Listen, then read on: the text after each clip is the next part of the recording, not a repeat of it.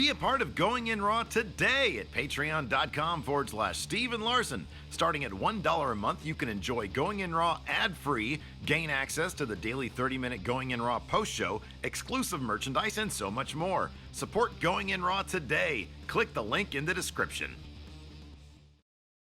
Boys and girls, this is the Undisputed Era. Adam Cole, Kyle O'Reilly, Roderick Strong, and you're listening to Going In Raw, baby. What's up, it's your girl Sasha Banks, the legit boss, and you're watching Going In Raw. You like that? This is Shayna Baszler, and you're watching Going In Raw. What's up? This is the most must-see WWE superstar of all time and his lovely, gorgeous wife, Marie. and you are going in SmackDown Live. This is the glorious one, Bobby Roode, and you're watching Going In Raw. Hey guys, this is Charlotte, and you're watching Going In Raw. What's up? It's the moonwalking, trash talking princess of Staten Island. I want to remind you all that Mela is money, and you're watching Going In Raw. This is Shinsuke Nakamura. Shinsuke watching Going In the Raw. This is the knockout artist, Cassius Ohno, and you're going in Raw. Hey, friendo, Steve here. And Larson. And welcome back to Going In Raw, the only pro wrestling podcast you need to be listening to right here at youtube.com/Steven Larson, and available wherever fine podcasts are. Be sure to hit that subscribe button and the notify bell next to it if you're watching us on YouTube. If you're listening to us on a podcast app, leave us a rating, review, or comment, or just tell a friend. Or just tell a friend. Or just tell a friend. A good friend. A good friend. Even if they don't like wrestling, who cares? Just tell a friend. We're also available on the Patreon at patreon.com/Steven Larson. We got a couple new patrons. We're going to be gone for 4 days. We're not going to be live streaming again until Wednesday, so I want to make sure all these latest patrons get their due in their shout-outs. Good idea. $1 a month gets you a shout-out. It goes a long way. It also gets the show ad-free in the audio version with its own RSS feed and the video version right there on the Patreon wall. If you're tired of all these newfangled ads, Larson, Lewis Griffin, Eogan Barrett. How do you pronounce that name? Eogan? Yeah, I think so. Ogan Barrett. El Blanco Noche, which means the White Knight. Yes. The WrestleCock Colin K. Ryan Henderson, Return of the Zach. Jordan Hartley, Jose Nava III, Shell Bell, and Rob Law. All new patrons. Thank you very much. Wait, did you say Rob Law? Rob Law. I wonder if he has a law blog. Yeah, the Rob Law blog. Exactly. Anyways.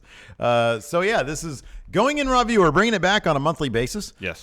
We had a very fun, lively watch party. It was our very first watch party where we took the concept of pay-per-view watch party. Just do it for old pay-per-views. We just did it for an old pay-per-view. New ones. So this is how it's going to go from now on. Yeah, once a month we'll do them. Once a month. We'll put up 3 possible pay-per-views for our $10 and up, $10 per month and up patrons to vote on.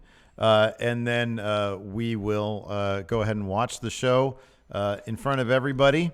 Y'all can watch along with the network, and it provides also, after the fact, a cool little commentary track. Yeah. You can go anytime afterwards, download the audio version or the video, watch along with the video version. Correct. And we take, it'll give us time, doing it monthly as opposed to weekly, will give us the time to research it, essentially just listen to whatever episode of Something to Wrestle with Bruce Pritchard. Or the Associated Wrestling Observer newsletter. The Wrestling Observer newsletter. If there's any shoot interviews out there in the world about these particular events that we're going to be covering, these retro pay-per-views, I kind of like doing it on a monthly basis because we have plenty of time to prepare for it. Yes. So I feel like we prepared pretty So good early for the new year, probably the first weekend in January, we'll figure out the next 3 options, put them up for a vote so we can get to researching as necessary. Yeah, absolutely. Well, chances it's probably going to be a rumble.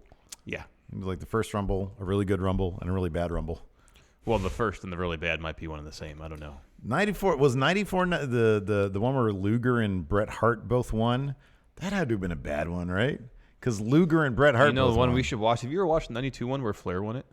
No. That's really good. That might be best. That's really good. So the first one, 92, and Flair won it. And then a really bad one. And then a really bad one. Yeah. We'll figure that out. Maybe the 40-man where Del Rio won it. Oh. Gee. Oh, dear.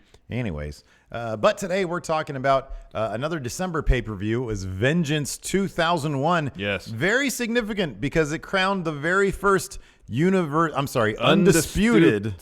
Undisputed. First Channel undisputed slow champion. there for a second.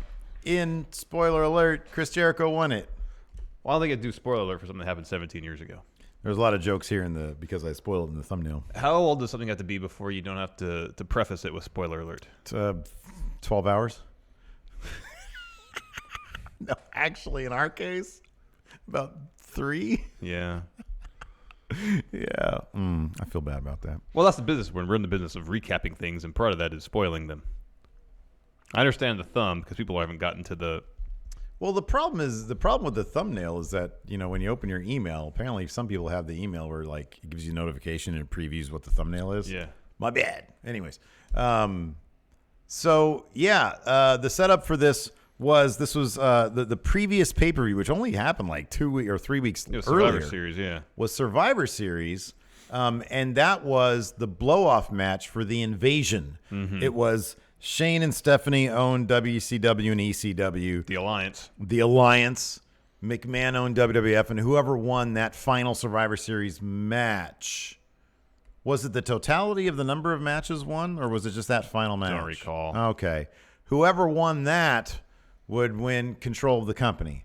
Kurt Angle ended up being sole survivor, I think, or at the very least, he ended up being the mole in the alliance that turned on them and helped WWF and Vince McMahon to victory. Yeah. The next night on Raw, Vince tried to just give Kurt Angle Steve Austin's WWF World title. However, Ric Flair came out and said, I bought Shane and Stephanie's stake in the company. Yeah. Hey, Vince, we're partners. Yes. You can't just do that. And then he gives the title back to Stone Cold. Yeah. In addition, Stone Cold he immediately just went from, heel, awkward heel, although pretty funny heel, to just old Stone Cold, face again Stone Cold. Yeah. So that set up, now we have 2 titles, the WWF title and the WCW title, which they then just dubbed the world title because WCW at that point was dead. Yeah, didn't exist anymore. So The Rock was the world heavyweight champion. Correct. Stone Cold was a WWF champion. Yeah. So that set up, they needed to just, I guess Vince, according to Bruce Pritchard, Vince just wanted to get rid of that world title, the NWA title with all sorts of lineage. You just want to kind of get that out of the way. On top of that, they had already in I think it was like conference calls or something, at least Meltzer had in the newsletter, that they had already announced plans for a brand split. According to the newsletter, they had 165 people. That's insane. Under contract as performers, not just employees in the company. This is according to Meltzer, so I'm assuming it's true. 165 performers. Well, I'd see why that would necessitate 2 brands. How many? Well, yeah. And like 5 developmental territories. Yeah, no. That's a lot of people. It is. So it is kind of curious that they went down this undisputed championship. One title, 2 brands. Why not each brand having their own championship? It seemed like pretty soon hereafter they decided to split the titles and go back to that. I mean, they did make an undisputed title. It's one Undertaker had for a while. Yeah. I think Hogan had it too. Yeah, I think he did. But then also in the Pritchard show, Conrad asked him, why didn't they have an undisputed title ready to go for this match? And Pritchard just kind of said, I don't know. Yeah. Logistics. Don't know. I mean, it's like, why haven't I put all the Slow Wolfpack pictures up here yet? I don't know. I just haven't done it yet. Everything's going on. Because things are going on. Things are going on, exactly. Yeah. So all that was pretty interesting. Yes, it's a good listen. It's a really good listen. Yeah, absolutely. If you have 2.5 hours to spare. Yeah. Or, as I did, just break it up amongst several listening sessions. It's worth it. Well worth it. So the show kicked off with a video package to get you hyped up for Vengeance 2001, starring Freddie Blassie. Apparently, he directed this under the alias Freddie Fellini. Mm-hmm. I guess a shout out to the famed Italian director Federico Fellini. Yes, and this was a bit of an avant-garde take on what you'd expect for a pre-pay-per-view video package. So you get Freddie Blassie. It's all black and white, sepia tone scratches on the film type stuff. There's like a weird clown in it, Freddie Blassie in a rocking chair, and a lot of B-roll of past champions, both WCW and WWF, highlighting the lineage of both titles. But what was the one thing missing? An undisputed champion. We haven't had that yet. Yeah. Today, true. This show, that will be decided. I kind of liked that they did this, though. I mean, it's funny because it kind of feels like a throwaway pay-per-view, I guess.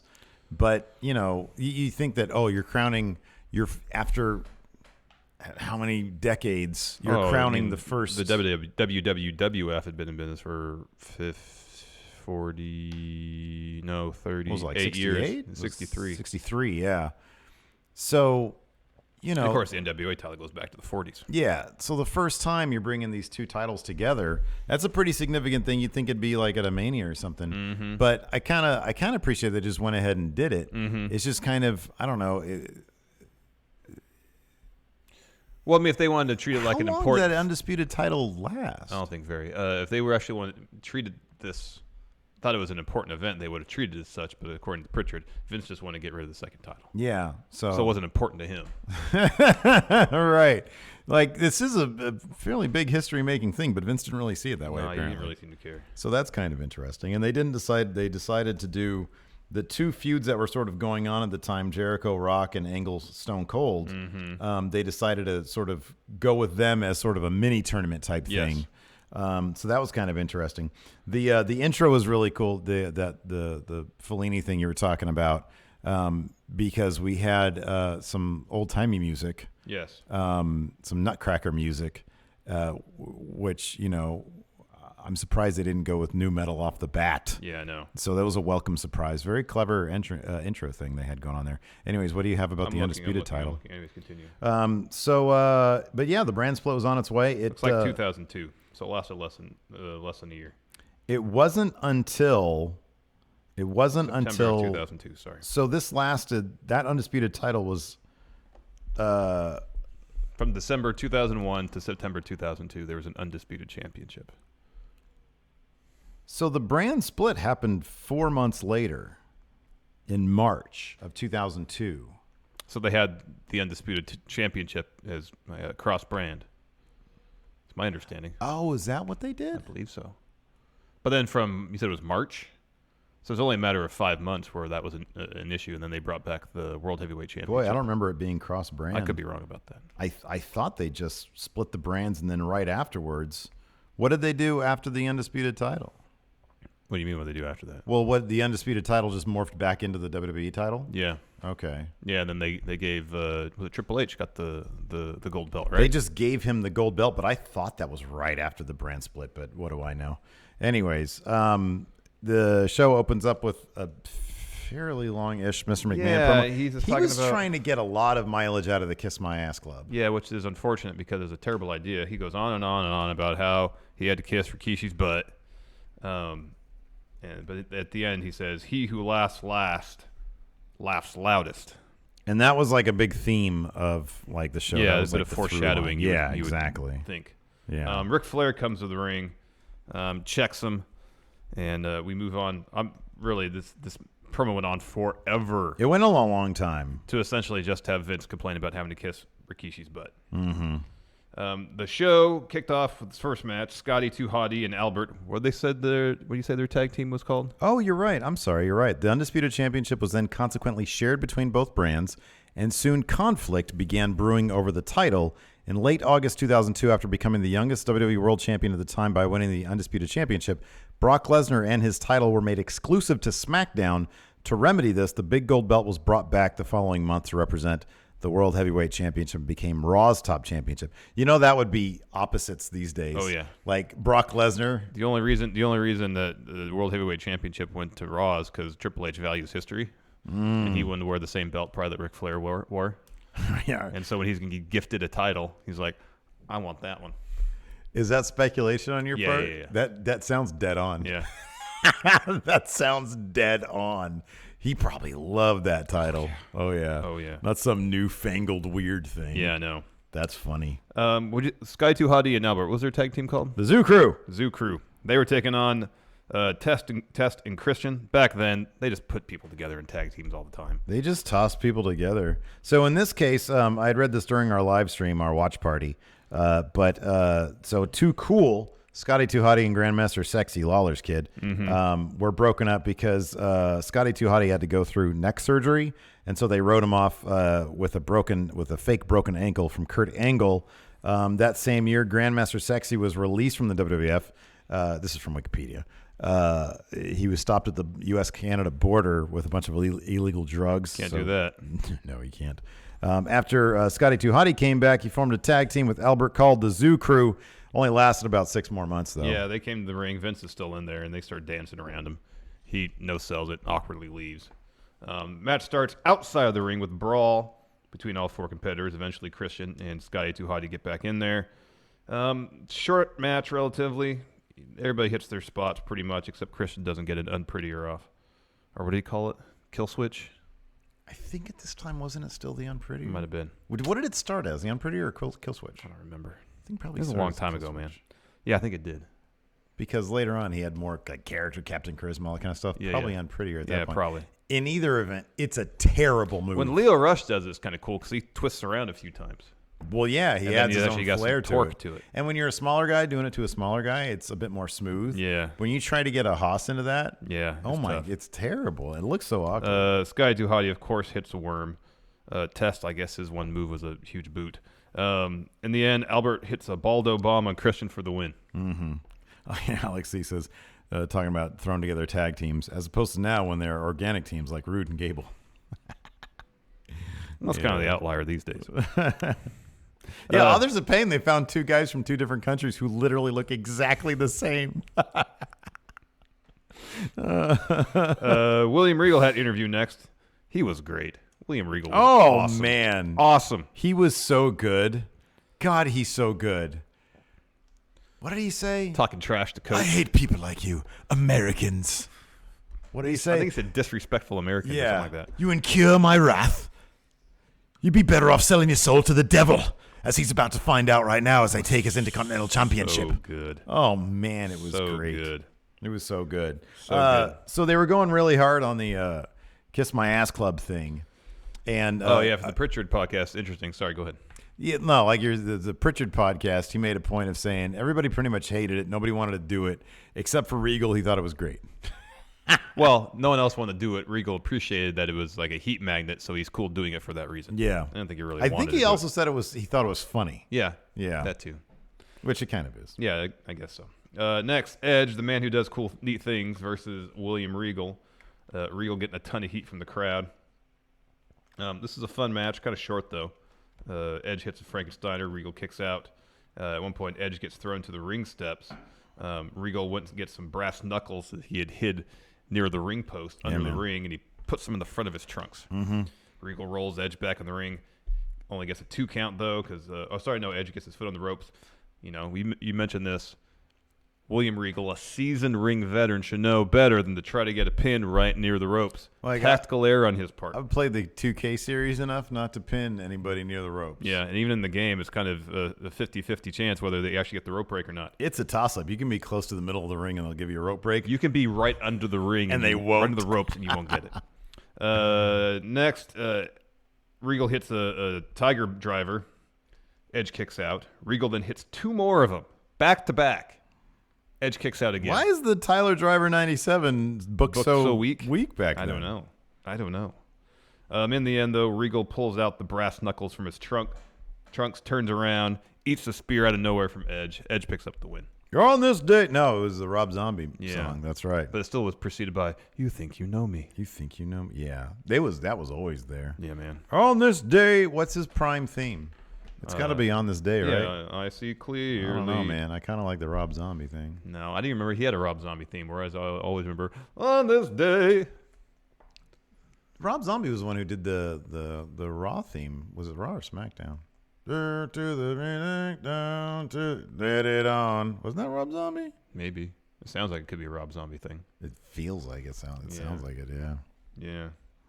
Yeah. Next, Flair's backstage on his phone, his flip phone. This is a funny little bit. Kurt Angle comes in, and Kurt Angle keeps on trying to tell Flair, who he thinks, I guess, is doubting him, I'm going to do it. I'm going to win the I keep wanting to say undisputed. You want to say undisputed. Undisputed title. And Flair just completely understated. All right, that's cool. Do it. That's good. Yeah, that's good. Good. It's really good. Go ahead. Yeah. Do it. I'm going to do it. I'm going to do it, Rick. Okay, that's awesome. I'm going to do it. Yeah. I'm going to do it. I'm going to be the first one. Yeah. I can do it. Understated Flair is hilarious. All right, go ahead. Go ahead. Yeah, it's good. It's good. That's awesome. good. Yeah. And that was just it. Yeah, it was a pretty funny bit. Kurt Angle's great. Oh, yeah.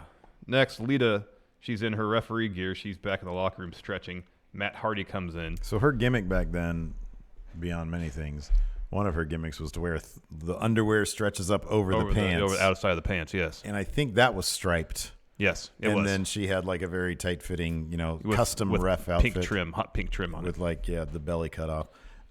So she looked like $1 million. Cheesy Matt Hardy comes in, her boyfriend at the time. Her beau, and has a very earnest conversation with him. What did all these fantastic women see in Matt Hardy? I don't know.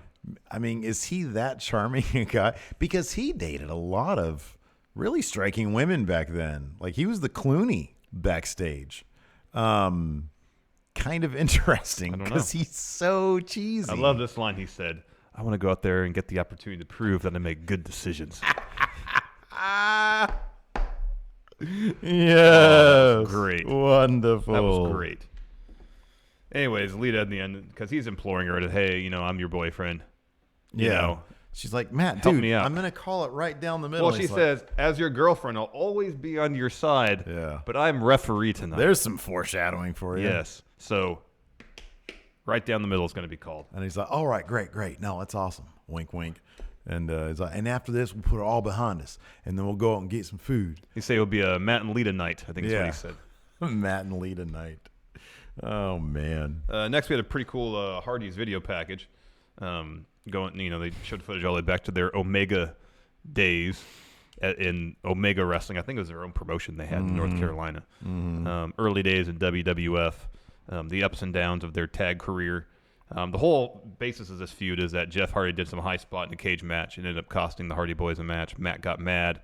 They start pushing each other. At one point backstage, they're arguing. They push Lita over. Yeah. She no-sells it, though. She gets right back up. Yeah, no. She's like, what is your problem? And they just keep up. Nobody apologizes. They're like, oh, my God, I'm she sorry. She should have hurricane rounded both of them. Oh, that'd been great. Right then and there in the hallway. So this ended like I forgot about this, but I guess they did do one more sort of blow-off match afterwards, which was Matt versus, it was a handicap match, Matt versus Lita and Jeff. That's interesting. Which I forget the outcome of that. It must have been at the Rumble then, huh? Kind of doesn't matter. Or was it on an episode of Raw? It might have been on Raw. I don't remember. I just remember mentioning it on the thing. So it was interesting because Jeff comes to the ring wearing a baseball cap, and I thought, it's a Hardy Boys branded piece of merchandise. He wore it down the ring, to sell merch. They'll take it off before the match starts. No, he starts the match with a baseball hat on. Wearing that, man. I don't know how that's comfortable. Yeah, man. You can't take any forward bumps because you got the bill of the hat in your way. Oh, so Discord, to go back to the Christian thing, Henry Harris says that it started as the Unprettier and then became the Kill Switch. Oh, there you Interesting. go. There you go. Oh, whoa, hold on a second. What? That can't be true. What? Cody Miles is probably joking here. Maybe not, though. He says as of today, WWE 205 NXT in UK, there are 296 roster members. Oh, between all the brands? Yeah, between all the brands in our WWE. Does that include developmental talents in NXT? I would think that would be everybody. 300. Pushing 300. That's a lot. That's a lot. Yeah, that is a lot. Ton. Anyways, Jeff starts the match with a baseball hat. I don't know why that stuck out, but it did because it was weird. I'd never seen it before. You don't see a lot of baseball hats. Like the only other baseball Basically hat none. I can think of is Warrior when he wore it for a promo. That was just for a promo. Which was weird anyways. I mean, Heyman used to wear a baseball hat for a promo. Oh, his was iconic, yeah. But I don't remember anybody actually wearing one out for a match. Not a whole lot of the high-risk, high-flying stuff. This is more physical, bit more brutal, which is befitting, two brothers. If they're going to fight, they're not going to worry about getting high spots in there. They just want to punch each other in the mouth. Yeah. At one point, Matt goes for a sunset flip powerbomb. Jeff counters it with a Hurricane Rana. And then shortly thereafter, Jeff kind of does like a sunset flip over Matt to get back in the ring and lands awkwardly on the knee. Starts selling knee injury. Matt, of course, sees a target on that knee, on that joint, and starts working it. Yeah. He's at one point, he just grabbed Jeff's leg and started doing this, pulling it. Yeah, I liked it. It was, it wasn't just, I mentioned this during live stream as well. You get Matt and Jeff Hardy known for the extreme stuff. This was a lot more this looked a lot more like a grudge match. Yeah, like a real fight. Apropos to the story being told. Yes. So I like that aspect of it. Jeff gets his knee worked over so much that at one point he's going for like a slingshot maneuver, hit Matt on the outside with like a plancha or something. Knee gives out. He can't do it. Jeff goes up to the top. Matt tosses him off the top rope. At one point, Matt pins Jeff, grabs the rope for extra leverage. Lita sees it, says, "No, hey now, you can't do that. You can't do that. You can't do that. I know the rules." In the end, Jeff hits a swanton, goes for the pin. Matt gets his foot in the rope. Lita doesn't see it. Before the 3 count, Jeff pulls Matt's leg off the rope. Jeff gets the win. And then Matt is beside himself. He's yelling at his girlfriend. He just storms out. No. Walks up the ramp. Won't My congratulate foot his brother on was the win. on the rope. Yeah. Yeah. Next, Trish is outside the Rock's locker room. She enters, and she says to the Rock, I really appreciate that you drove Vince's face into Rikishi's buttocks. Yeah. Made him sniff the butthole area. Yeah, he says. I thought it was really great. And says, I wish you luck on your match or matches tonight. Yeah. And gives him a kiss on the cheek. Rock was acting a little high here. Or drunk. Or high or both. Inebriated. Yeah. He was like, hold on, wait. Shh. Oh, where are you going? Where are you going? Tonight, once you're done defending your title match, and The Rock is done getting the undisputed championship, you can smell my crotch area. Well, he doesn't. You can smell what The Rock is cooking. He grabs at the top of his sweatpants and kind of thrusts his groin outwards in her like direction. that. She seems into it, though, too, consenting hot adults. Live sex action. Who wouldn't want to see that? She seemed into it. He seemed into it. So, yeah, the implication is maybe later on they did something physical, which would be great. However, since The Rock, spoiler alert, didn't claim the undisputed title. Oh, that's a good point. It probably didn't happen. It probably didn't happen. There was with the caveat of both of them winning their championship. She didn't get to smell what Rock had in his pants. Do you smell what The Rock is cooking? I always felt that do you smell what somebody's cooking as a fart reference. But I guess it's just do you feel what I'm saying? Yeah, that's pretty much what it is. Yeah. Yeah. But smell is too specific a scent. It really is. It really is. So I don't know. Moving on. Next tag title match. Dudley's the tag champions taking on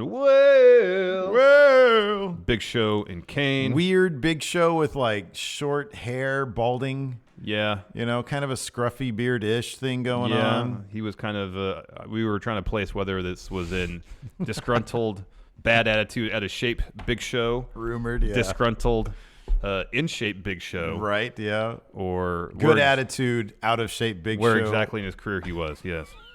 And we weren't exactly able to place it during the course of this match. This is back when Stacy Keibler was the Dudley's valet. And she got involved a little bit at one point. She's in the ring. There's some brawling going on outside. She starts yelling. Big Show comes from behind, just pulls her skirt down. Mm-hmm. And then spanks her. Seems to be kind of an HR nightmare going on. There's a lot going on in the Attitude Era that was complete and utter HR nightmare. Oh, man. And then at one point, I was typing notes, so I didn't see what instigated this. But the Big Show and Kane were arguing. There was a miscommunication between them. Dudley's take advantage. They attack. But then later on, Big Show goes for a shoulder tackle on Bubba Ray. Bubba gets out of the way, and Big Show knocks Kane off the apron. They just didn't have good chemistry, kayfabe. They didn't have good... I mean, realistically, these two monsters... This match should have been 2 minutes long, and they would have destroyed the Dudleys. Yes, obviously. They couldn't get on the same page. I forget what sort of spurred the argument, but Big Show accidentally laid out Kane because Bubba got out of the way. Mm-hmm. The Dudleys were able to take advantage of that and sort of do a flapjack. Yeah, they called it a 3D, but there wasn't really a JR 3D. called it a 3D, but basically, I think whenever both Bubba Ray and Devon lift somebody in any manner, he refers to it as a 3D. But it really wasn't that. They just sort of flapjacked them onto the exposed turnbuckle. They pick up the win. They successfully defend those titles. Not a good outing for Big Show and Kane. Stacy Keibler was pretty upset because at one point Big Show grabbed her by the hair. Yeah. Devon made the save on her, but she was pretty bitter about that. Yeah, understandably so. And then she went on to date George Clooney. Mm-hmm.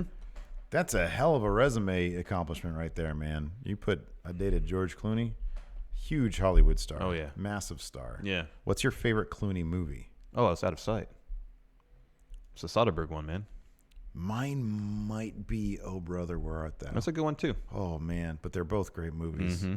Out of Sight's a terrific movie. Oh heck yeah, it's a really terrific movie. Next, the Don't Do This at Home PSA used to run during this time because a bunch of people used to try to do wrestling moves in their backyard. Yep. Yeah, or in our apartment. Yep. Yeah. Getting choke slammed through cardboard boxes and stuff. You actually have a shoot neck injury from those days. Mm-hmm. So potentially. But that preceded these PSAs. Yes, and if I'd seen those PSAs, maybe you wouldn't have done it. Maybe Big Jeff wouldn't have destroyed your neck. Who knows? He just sit on your neck at some point. Well, my head was under my body, and then he was on top of me. Ouch! I mean, the doctor said it was a congenital neck condition, but should have given that doctor an uranagi, or maybe a step-up insecurity. Yeah. Next, we had Lita backstage, kind of hovering outside of Matt's locker room. She's trying to implore him to let's talk this out. Let's have a conversation. Let's work this out. Matt is so angry about losing this match that he just packs his luggage and leaves. Man. Rude.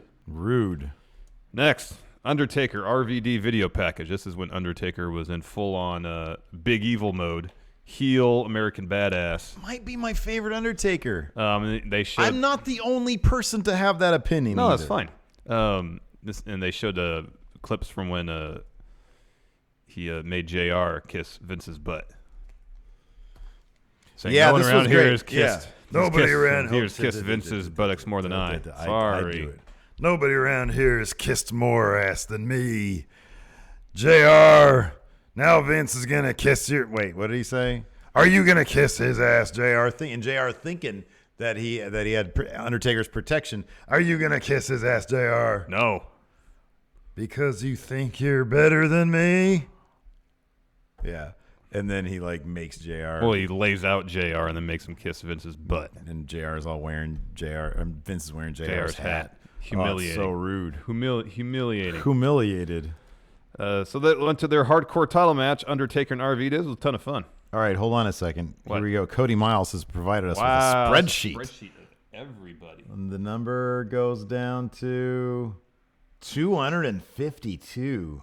Well, the Tyson Kidd's on there. He's not wrestling. There's two.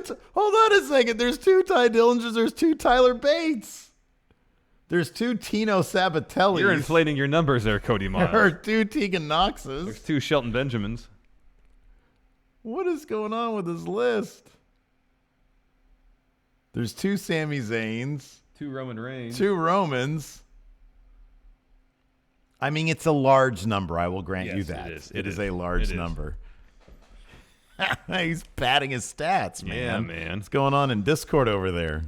It's like Barkley used to do, intentionally miss a shot to get the rebound. Mm-hmm. I know if that's true. I heard that,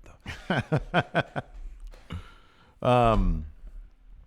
But this was great. This was a great match. This is probably match of the card right here.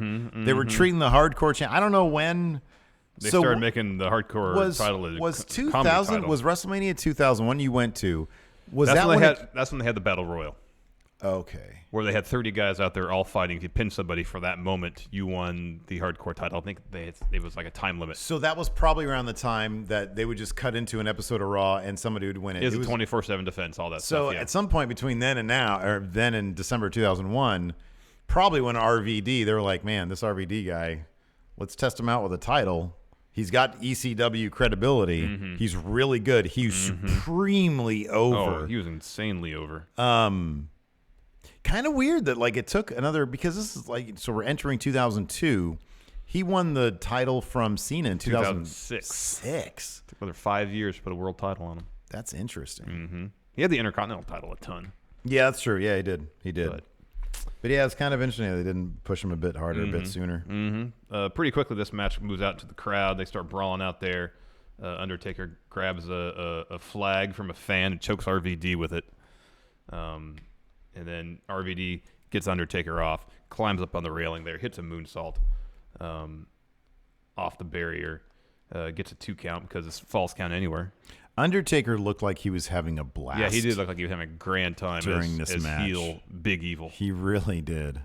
He did. His facial expressions, you pointed this out, were next level. Yeah. I mean, I can get that. You're as the Undertaker, you're supposed to be kind of removed, aloof. Yeah, sure. you're a supernatural being. Yeah. You're not wrapped up in human emotion. This did seem to give him some freedom to actually have some fun. Be himself and have some fun. Exactly. Undertaker, they start brawling over by the stage area. Undertaker grabs a chair. RVD finds a fire extinguisher somehow. Hits him with that. He goes up into the crowd, up into the stands, and is on the railing above one of the entrances. Hits a crossbody off that. Taker kicks out at 2. They keep brawling. They're brawling up towards the stage. RVD hits his twisting leg drop thing. Taker breaks up the pin, not by kicking out, by jamming his thumb in RVD's eye. Yeah. That was great. Undertaker lawn darts RVD into the Minitron. He tries to go for a last ride. RVD holds on to the set to escape. Undertaker gets another chair. RVD counters with a spinning heel kick. And the Undertaker is selling it against the Minitron. RVD hits a Van Daminator. With the chair. In the chair, yeah. But in the end, Undertaker chokeslams RVD off the stage, through a table, down on the floor, gets the win. And he sold that. He must have had a grand time in that match because he was all... That look on his face afterwards was it was selling the crap out of the match itself. Yeah. That's the kind of expression you never really got from the Undertaker when he was, the supernatural guy. Dead man. And according to the Pritchard podcast, he went backstage, had a big old smile on his face, and obviously that probably went a long way towards helping Rob Van Dam prove to Vince that he was the real deal. Yep. So yeah, this was an absolute blast of a match. Yeah, it was a ton of fun. I really enjoyed it. RVD can kind of do no wrong in my book. To be honest, he was with fantastic, man. But I mean, God, by the time. That's one thing I know. I think we've done like a book of the match on One Night Stand 2006. I wouldn't mind doing a watch party and a going in review on that. That was a fun show. Because my God, that bit was seen in RVD. So good, next level. Yeah, just next level. Well, then Terry Funk almost loses an eye on that show. Yeah, that hardcore match. Once again, we're backstage with Ric Flair. He's again on his phone. Chris Jericho walks in and is getting on Flair about. You don't think I could do it, can you, Rick? You don't have confidence that I can be undisputed champion. Do the one thing that you never did. If you can do it, you'll be the man. Yeah. That's what Flair says. No, look, brother, if you can do it, you'll be the man. Jericho probably said, "That's right, Rick. I would be the man. I would be the man." Oh, Naito, you stupid son of a bitch. Next, Women's Championship match. Trish Stratus taking on Jacqueline. Jacqueline was awesome. Jacqueline was great. She basically carried this match. Oh, I mean, yes. To be fair, they talk about this on the Pritchard show as well, and it gives you some really great context about Trish Stratus, about how basically they put the title on her because she was marketable, but also, and she wasn't technically very good as a wrestler at the time, but they recognized that she was putting in tons of hard work. They brought in Jacqueline to make Trish better, to really teach her. Yeah, apparently they were doing matches in the house show circuit. Yeah. And so that's why this match is only like 3.5 minutes long. It's not a long one at all. But by the time 2000, and when did her and Lita, was it 2004, 2006, something like that? Main evented Raw in that classic match. Like, you could tell that hard work. And she did that under a bright spotlight. Oh, yeah. Oh, yeah. And so, what stood out to me was in the 3.5 minutes that we saw, her selling, I thought, was pretty decent. Her selling was good. And like, she would do the individual moves. Okay. It was transitioning from one thing to the next. There was one time where she did a move and was trying to transition to a cover. And it was a little sloppy. Sometimes placement seemed a little wonky. When Jacqueline took out Trish's legs, I think Trish fell on Jacqueline as opposed to sort of where she probably should, but I'm not a wrestler. I don't know. Yeah. But yeah, it was a bit wonky. Trish won with a backslide. But at this time, the fact that she comes into the WWF, and at the time, obviously, go back to like 98 when they were really pushing, for example, Sable hard with the sexed up stuff. She comes in and she wants to be a better wrestler. That to me is interesting because it's something that they weren't really doing at the time. And so, she got to the point between her and Lita And then, of course, obviously with Jacqueline in there as a big help and sort of a mentor to apparently a bunch of people backstage. They were sort of trying to build up that women's division. Mm-hmm. Then it took a turn for the worse. And then, obviously in the last 5 years or so, it's gotten infinitely better. Yeah. After that, they do a recap video package on the Vince McMahon Kiss My Ass Club. The finale, the blow off of that, where Vince had his head shoved into Rikishi's butt by The Rock. And that ended that particular segment. I think just wanted to get a lot of mileage out of that. Yeah, they were really trying to get a lot of mileage. But also, it was during that particular segment where The Rock declared that the Kiss My Butt Club was closed. It was donezo. Done. They threw to Rikishi, who was at WWF New York, the restaurant they had there in Times Square for a short while. Yeah. We never got to eat there. No, because we never made it out to New York during that period. No. We went to the Marvel restaurant at Universal That was Studios, decent. though. I liked that place. Yeah, that place bad. was good. Food was man. okay. Food was what it was. They had like a freaking Infinity Gauntlet there 20 years before it became a cool thing. Yeah, that's true. Next, we had the first of 3 kind of co-main events. Kurt Angle taking on WWF champion Stone Cold Steve Austin. Fun match. These guys always worked well together. Sorry. Mr. Sinister here in the Discord said maybe all those double-counted superstars are because of Rawgate, just like in the Prestige. Could be. Oh, yeah. Again, Kurt Angle and Stone Cold always worked really well together. This is a ton of fun. Yeah, no, it was really fun. It just really kind of scared me whenever Angle would do a German suplex on Austin. And Austin's German suplexes on Angle are all really high. Yeah. That always freaks me out. Yeah, I know. A lot of pressure on the neck and upper shoulders, and both of them have bad necks. Yeah. We had a ankle lock spot pretty early in this match. Stone Cold got to the ropes, almost. Angle pulls him back in the middle. But then Austin gets to the ropes. And you mentioned the multiple German suplexes from Angle. Austin kicks out. Angle goes for a beautiful moonsault. Magnifique. Stone Cold gets out of the way. Yeah, he misses it. Yeah. Then Austin does his own series of multiple German suplexes. Angle kicks out at 2. Ref's distracted. Angle hits a low blow, hits an Angle slam. Austin kicks out. Angle then starts jumping around the ring like having a fit. He's having a little, hissy fit there. Austin gets up. Angle goes for a stunner. Austin pushes him away. Hits him with his own stunner. He picks up the win. Yep. Retains, for the very last time, he retains his a successful title defense. WWF championship. Never again will he hold that title. Nope. Next, we got a really creepy segment where Tess busts into Trish's locker room.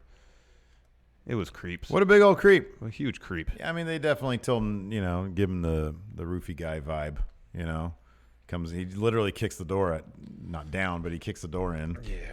And he's like, "Ew, you're gonna be the luckiest chick on the planet. Oh, why wouldn't you want to touch me, Test?" She's in the doing her makeup in the mirror, and she's got a towel on. Yeah, and he's all looking her up and down. He's all, so creepy. Yeah, it's pretty gross. Big old HR disaster. Huge HR happen. nightmare. They really needed a better HR department. It's doesn't he know there's a cameraman right there? I know. Why was there a cameraman watching Trish? That's another kind question. of a weird another question. HR issue. That's a massive HR issue.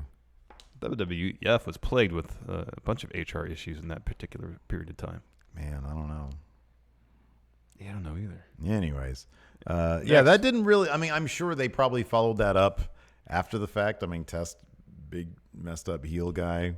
They probably did something with that after the fact. I don't know what year he got released. I know, wasn't he part of their ECW reboot? I thought so. That was sort of the end of him, I guess. Yeah, I don't know. Next, we had The Rock, the World Heavyweight Champion, versus Chris Jericho. We do have to mention also, prior to this, prior to these last 3 matches, they did a really, really cool video package set to Drowning Pool's Sinner. I don't want to make anybody mad. You made note of that. I made a couple people, I apologize. People thought I was burying Marilyn the other day. I did. It was me just having some fun. Yeah. It was just jokey jokes. I've never been to Maryland. I'm sure it's lovely. I'm sure it's great. If you live there and you love it, kudos. More power to you. New metal, though. If you like new metal, I want nothing to do with you. Wow. I'm joking. You love new metal. What are you talking about? I love it in the context exclusively of WWE video packages. It fits WWE video package so well the new metal does. Well, you're not wrong there. Exactly. And I thought Drowning Pool's Sinner was a fantastic backdrop music track. Definitely a product of its time. Oh, big time. Yeah, absolutely. But I thought it was great to be set to that video package. That was fantastic. Yeah. Next, The Rock versus Chris Jericho. Fun match, bit overbooked. They start brawling on the outside. Y2J goes for a rock bottom on the announce table. Rock says, counters the DDT. And then Y2J goes for a people's elbow. Rock catches him, puts him in the sharpshooter, but Jericho counters pretty much immediately into his own sharpshooter. Rock gets to the ropes. Both have taken quite a bit of punishment by this point. Rock hits a rock bottom out of nowhere, but he can't make the cover. So they're both selling the effects of their match. Vince runs to the ring. Rock goes for the cover, but Earl is dealing with Vince. Yeah. Doesn't pay attention. The Rock goes over, decks Vince, hits Y2J with a spine buster, goes for the people elbow, but no, Vince is on the apron.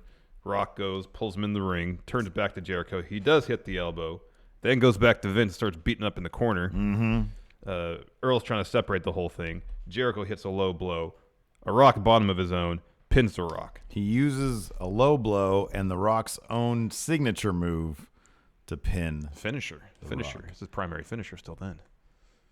The people's elbow wasn't his primary finisher? He beat people with the people's elbow from time to time. He beat people with both of them. That's right. Yeah. I thought that was usually his prime finisher. It might have been more so as a face, but heel was always rock bottom. Okay. I mean, the rock bottom is the one that makes all the sense in the world. Well, that seems like a real finisher. Exactly. Oh, man. People's elbow, not so much. And right away, the main event started. Chris Jericho taking on Stone Cold pretty much as soon as the bell rang to end the previous match. You hear Stone Cold. Yeah, and they did a great job on camera here. Mm-hmm. They had Jericho framed perfectly so that he's like in the foreground, and in the background you see like the entrance. And Jericho's happy to have survived the Rock, and then the glass breaks. The camera's still on Jericho, and he just gives like, stomach drops face. Yeah, he knows exactly what he's in for. So yeah, Stone Cold comes out. He's still selling the previous match. He comes in, and they go at it. Well, before the match really begins, Kurt Angle runs in. Oh my God, that's right. Hits Stone Cold with a Pre-match, chair. it's overbooked. Yeah, hits Austin with a chair, and while Hebner's dealing with that, The Rock, who's still milling ringside because this match just ended. Runs in. Jericho's got a mini gauntlet going on here. I know. Runs in, hits rock bottom on Jericho, and then The Rock sees Kurt Angle and starts running after him up the ramp. Okay, but hold on a second. What's the problem that Rock has with Angle? Oh, I'm sure it's of Legion, man. But was there anything set up like? Oh, I don't remember. Prior, I know maybe. I don't know. Didn't they have a feud for the World Heavyweight title? Maybe. Because The Rock won it previous, and then I just love the idea that like going into this cold, we haven't seen any interaction between Rock and Kurt Angle. Yeah. But something about Kurt Angle. As soon as The Rock gets his eyes on Kurt, he just wants to. Just wants to punch him in the face. I like that basic idea that Yeah. Kurt Angle just has a punchable face. Yeah. Before we get into this main event, let's talk about why Jericho won the title here. Again, if you haven't checked out the Bruce Pritchard podcast about this show, do so. It's really interesting. Pretty much in short, just prior to the show, Vince notified the agents that he was having some discussions with Hogan and the rest of the NWO, kind of solicited their advice, see who was on board with Hogan and Hall and Nash coming in. Apparently, by and large, everybody was cool with Hogan, not so much Hall and Nash. And so Vince's priorities heading into Mania season was not really who was going to be fighting for the title as so much as who from the NWO was be taking on Stone Cold and The Rock. Mm-hmm. And a secondary thing, all the marketing for Vengeance 2001 was centered on Triple H. However, he hadn't rehabbed, I guess, his torn quad in time, and wasn't able to return at the show despite the fact there's sledgehammers all over the place. Yeah, kind of interesting. They still went with this poster too. Like, I'm not sure what the turnaround time is on when they need the materials versus when Triple H's, clearance had become an issue. So that was kind of interesting. And like you said, I can get that video assets, especially back then. Yeah. Couldn't be exactly whipped up on the fly. I don't know though, because it's all. Avid existed back then. Yeah. I don't know if they were doing linear and non-linear editing, whether they're doing it on an old tape-to-tape machine or what exactly. But and a couple times the crowd was chanting Triple H. They expected this to happen. Yeah. And I guess the idea for Jericho to win, so Stone Cold and The Rock, they're doing something else at Mania. The main point he got across was Stone Cold and The Rock versus various members of the NWO were the number 1 and number 2 priorities in Vince McMahon's head. The title was number 3. Yeah. And the title essentially was Triple H is going to win this at Mania. We need somebody for him to beat. And that perfect person was Chris Jericho. Chris Jericho. They're booking him as kind of a cowardly, weak heel, someone that needed help to win, that it was entirely believable for anybody pretty much in the locker room to come out one-on-one and beat him. Yeah. Excuse me. Wow. I'm hungry, man. No kidding. So anyways, with that in mind, kick off the main event. Jericho comes to enough from the rock bottom to go, covers Austin. Austin kicks out at 2. They start brawling in the ring, outside the ring. Austin pulls off the ring mat from the concrete floor. They get up on the announce table. Jericho tries to get Austin into the walls. Austin reverses. In the end, Austin suplexes Jericho on the concrete. Back in the ring later on, Jericho gets the walls on Austin. Austin gets to the ropes.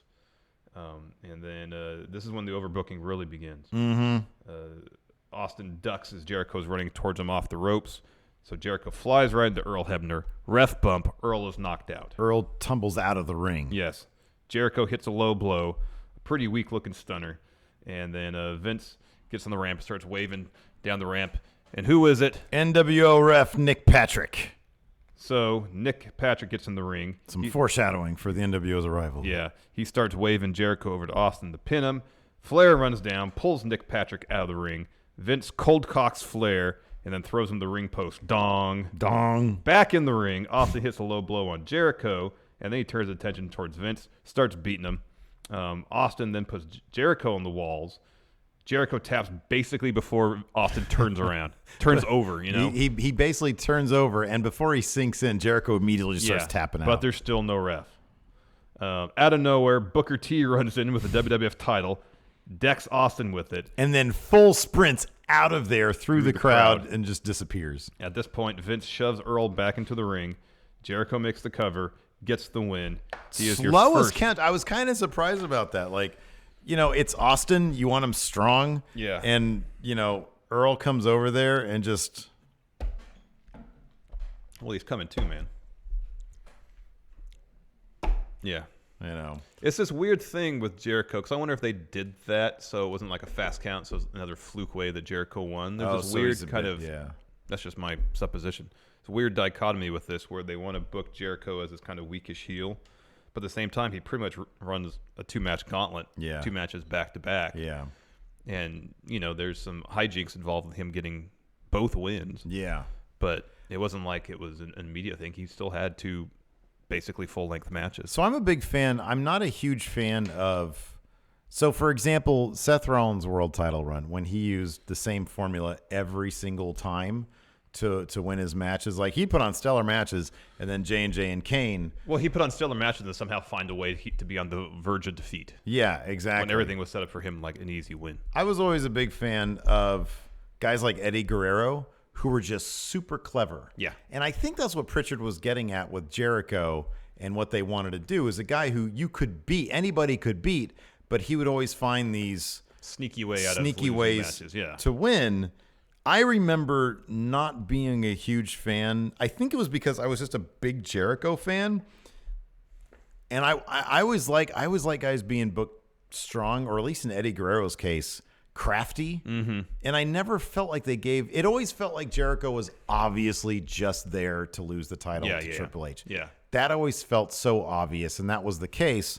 And I don't know. Like, I always feel like he didn't. I don't know. I don't know that he got a lot of heel heat necessarily. The crowd didn't really seem to be into like booing him the way they were like boo Triple H. Yeah. Triple H was a heel that people hated. Yeah, because he wasn't cowardly really. And that wasn't he was aggressive. Yeah, he was aggressive. He would bully his way into situations. Mm-hmm. That's why I was a big Triple H fan. I just love Triple H, man. He was great.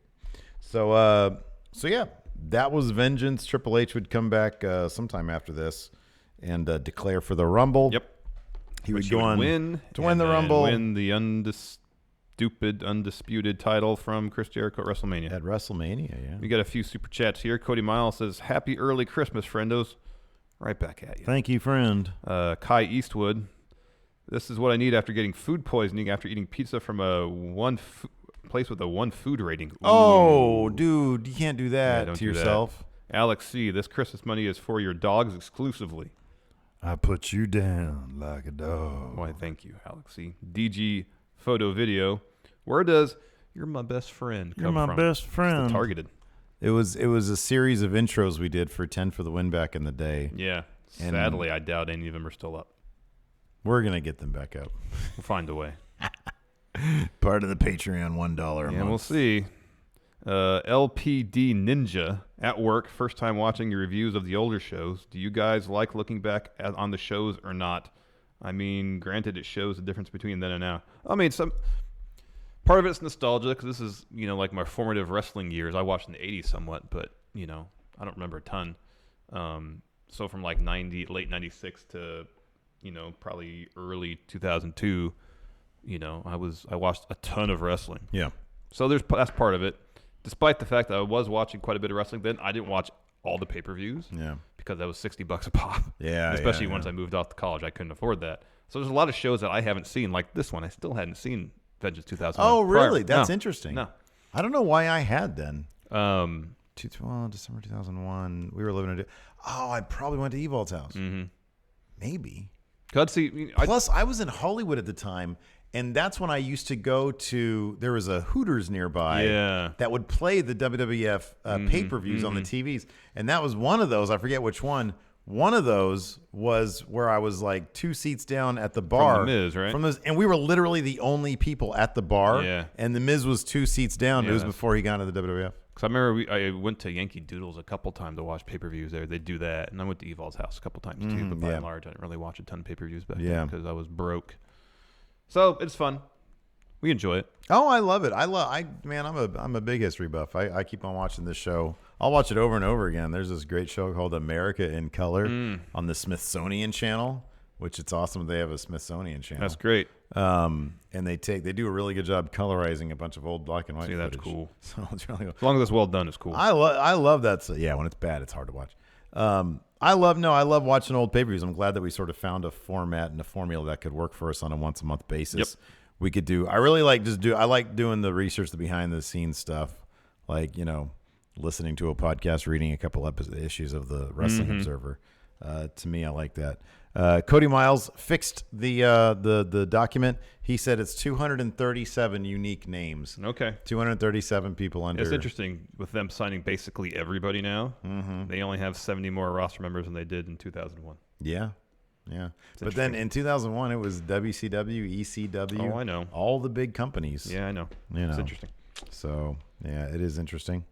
Anyways, want to say thanks to everybody for hanging out with us. Much. This is going up tomorrow on Saturday. Yes. So this is the last.